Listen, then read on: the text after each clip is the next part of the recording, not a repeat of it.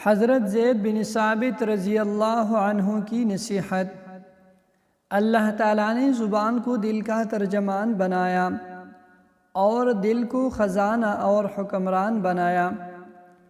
دل زبان کو جو حکم دیتا ہے زبان اسے پورا کرتی ہے۔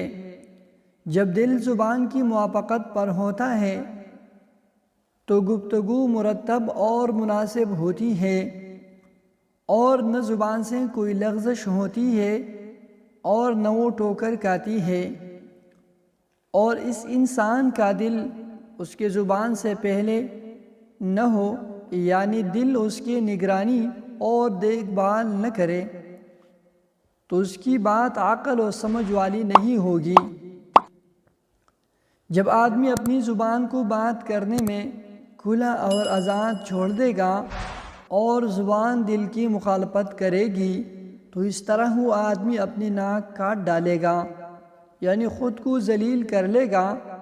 اور جب آدمی اپنے قول کا اپنے فعل سے موازنہ کرے گا تو عملی صورت سے ہی اس کے قول کی تصدیق ہوگی۔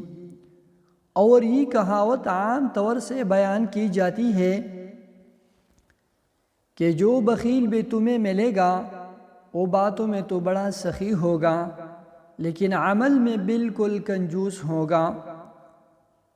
اس کی وجہ یہ ہے کہ اس کی زبان اس کے دل سے آگے رہتی ہے، یعنی بولتی بہت ہے اور دل کے قابو میں نہیں ہے۔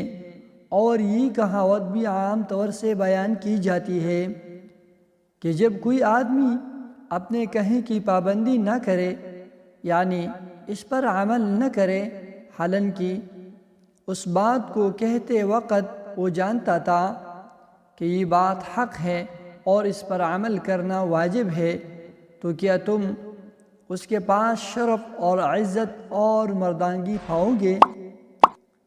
اور آدمی کو چاہیے کہ وہ لوگوں کے عیبوں کو نہ دیکھے، کیونکہ جو لوگوں کے عیب دیکھتا ہے اور اپنے عیبوں کو ہلکا سمجھتا ہے وہ اس آدمی کی طرح ہے جو بتکلف ایسا کام کر رہا ہے جس کا اسے حکم نہیں دیا گیا۔